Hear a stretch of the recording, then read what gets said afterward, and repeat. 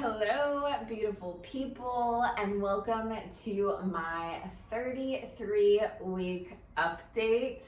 The time is going by so quickly. I just feel like each day, each week is slipping through my fingers, which is okay because we're pretty prepared as you can be, right? As first-time parents. But I wanted to come on here and give you my physical, emotional, spiritual update and whatever else comes to mind that I want to share with you guys. For starters, let's start with the bump update. Here is what the bump is looking like.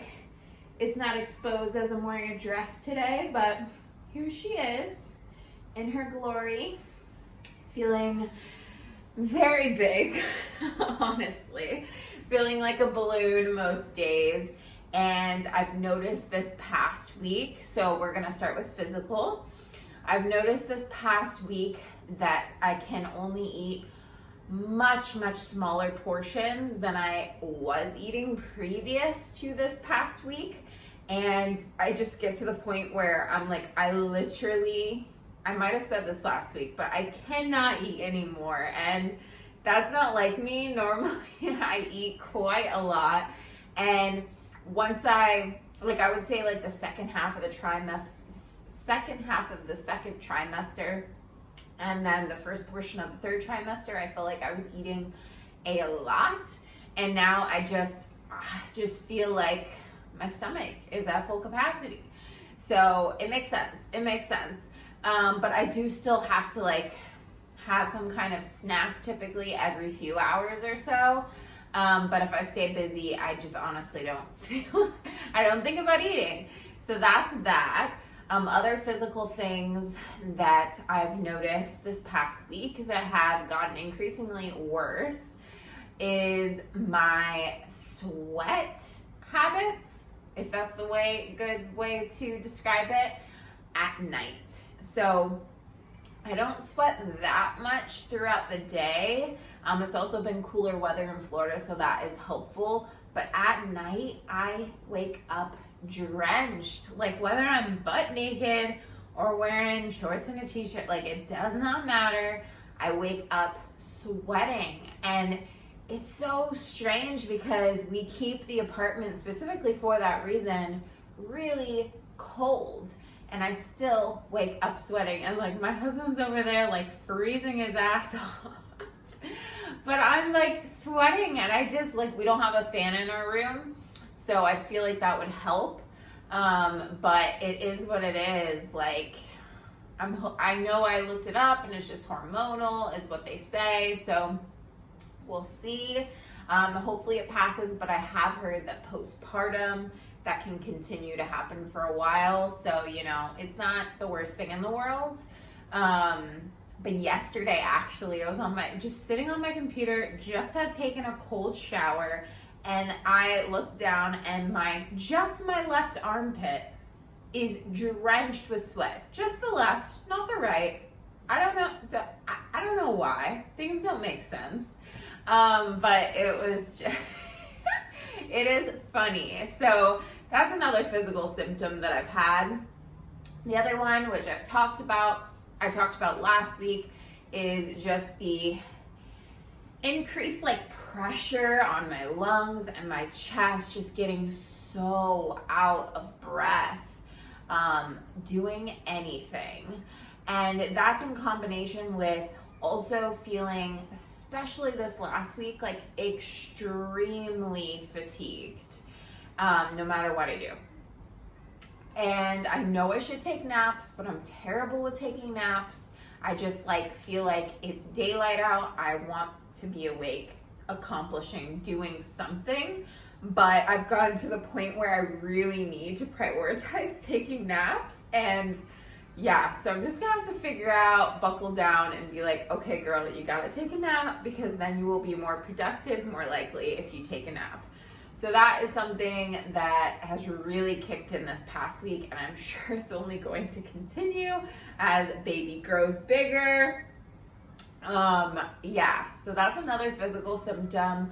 I did start experiencing more Braxton Hicks, Actually had some today, this morning, which is just like this kind of like, I don't want to use the word extreme, but like very intense tightening. If you've been pregnant before, you know what I'm talking about. If you experience Braxton Hicks, I think some people don't experience them. But yeah, it's just this extreme like tightening, and essentially it's your uterus contracting, preparing you for labor. And so I've been experiencing that more and more. It's just like my stomach tightens up and feels like a rock, and I kind of have to be like, okay. And then it goes away really quickly. So they're not, people call them practice contractions, but they're not like contractions, and everyone says you will know a difference between Braxton Hicks and real contractions, so I'm just trusting that I will know that. Plus, I'm still hopefully a little bit away from labor, as I'm only at the 33-week mark. Let's see, one other physical symptom this past week has been lightheadedness. This actually just started happening more intensely the last couple days, where I literally had to like I was just standing and I felt like the room was spinning, and the floor was like shaking below me. I also get like what are they called? I was gonna say flyaways, but like when you see, I can't think of it, floaters. I've been getting floaters that come up, like what if I stand up fast, or if I just like dip my head down to spit when I'm like brushing my teeth, like weird. And like lightheadedness runs a lot of my family, but it's just gotten a little bit more extreme the last couple of days, so I need to be mindful of that. Like if I'm ever driving or like working out, like I just need to sit down, drink more water, take a breath. So that pretty much sums up the newer physical things that have kind of come about this past week. As for emotional, I not much different than last week. I have my good days, I have my bad days.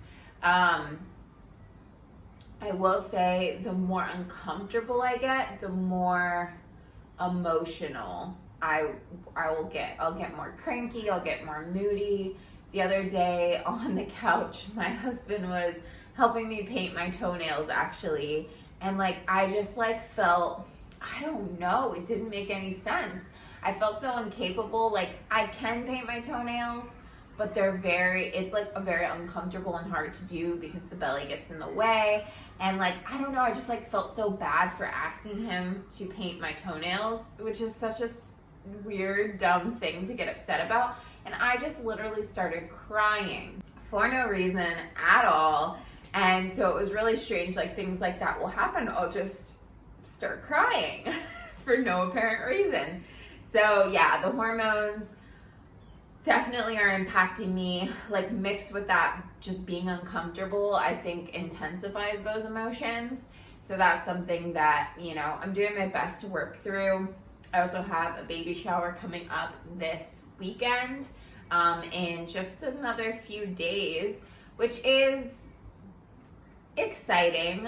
It wasn't really my idea. My sister-in-law suggested it, as well as my mother-in-law, and I was just like, okay, you know, it could be nice, definitely helpful to get some help from family with some different things that we need for baby girl. And you know, it can't hurt. I'm not like super excited about it. I've never been really big into social events, and especially like all eyes on you kind of thing, I'm not a huge fan of, but hopefully it's a nice time. So that will be coming up this weekend, and that's been bringing up a little bit of like nerves for some reason. So that pretty much wraps up the emotional update for the 33 weeks. Now, when it comes to spiritual, I have been trying to get more yoga in this past week, which I am proud of. I've been using the exercise ball a lot, incorporated in with yoga poses to stretch and just like have time with myself. I've been meditating, doing some pregnancy affirmations, and yeah, just like kind of giving myself more time to be present and aware with my thoughts and this last chunk of time where it's going to be just me and my husband, before welcoming in like this being into our lives that we're responsible for. So we've been having a lot of deep conversations about, like just visualizing how much our life is going to change and how big of a transition it's going to be for us, and just really trying to hone in on boundaries that we have set, priorities that we want to make, plans, working out scheduling, like you're going to do this, you're going to do that kind of thing, splitting up. And so that's been helpful in kind of getting my mindset and allowing me to be just more present in this moment, because we have already talked about all those future things that we're going to do. And so it all ties in together, but I'm really glad that I've been prioritizing more meditation, yoga, stretching, and mindfulness. So that pretty much wraps up the 33-week update. I am also going to be going to my new OB this coming Monday. So by the time the 34-week update comes out, I will have gone to my OB. So I may get some updates. I'm sure they're just going to kind of like measure my belly. I think it's still too early to measure dilation or anything like that. But if I find out any information, I'll definitely update you, hoping that it goes smoothly, as it is a new OB in the last chunk of my pregnancy. So that is a bit stressful, but I'm sure everything will go well. And I'm very grateful that everything from here on out should be covered, thanks to my switch in insurance. So thank you for listening to me kind of go on and on and on. I hope that this video brought you some value in some way, especially if you are at 34 weeks in your pregnancy, looking towards becoming pregnant, or anything in between. I will see you next week, right around the same time. Haven't locked down like a set uploading day, probably Wednesdays or Thursdays. You can look out for my videos and subscribe if you'd like to see more from me. It really helps in supporting my page and growing this community. Sending you so much love, and I hope you have a great rest of your day.